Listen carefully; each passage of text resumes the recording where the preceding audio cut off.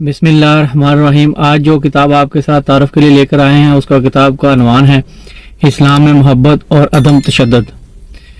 اللہ تعالیٰ کا احسان عظیم ہے جس نے ہمیں پیکر رحمت، شفقت رسول، نبی آخر الزبان سیدنا محمد مصطفیٰ صلی اللہ علیہ وسلم کا امتی ہونے کی سعادت عطا فرمائی۔ اللہ تعالیٰ خود بھی رحمان و رحیم ہے اور اس کے پیارے رسول صلی اللہ علیہ وسلم کی صفت بھی رؤوف الرحیم ہے۔ اسی طرح اسلام کی تعلیمات میں بھی رحمت، شفقت، لطف و کرم، عفو و درگزر کا عنصر نمایاں ہے۔ اسلام میں امن سلامتی کا دین ہے اور اپنے پیروکاروں کو بھی امن و عافیت کے ساتھ رہنے کی تلقین کرتا ہے۔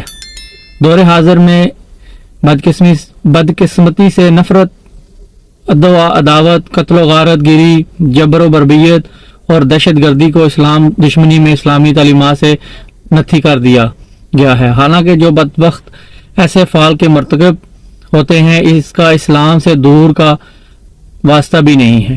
اسی کتاب کے مطالعے سے یہ امر بخوبی واضح ہوگا کہ اسلام امن اور سلامتی اور عدم تشدد کا دین ہے۔ اسلام نے بلا امتیاز مذہب، مسلم ہے یا غیر مسلم، سب کے لیے امن و رحمت، محبت و شفقت کا درس دیا ہے۔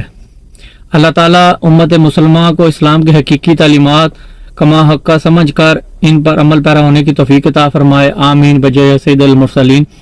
اس کتاب کے جو باب ہیں، جو عنوان درج کیے گئے ہیں، اس میں دین اسلام حقیقت میں دین محبت ہے۔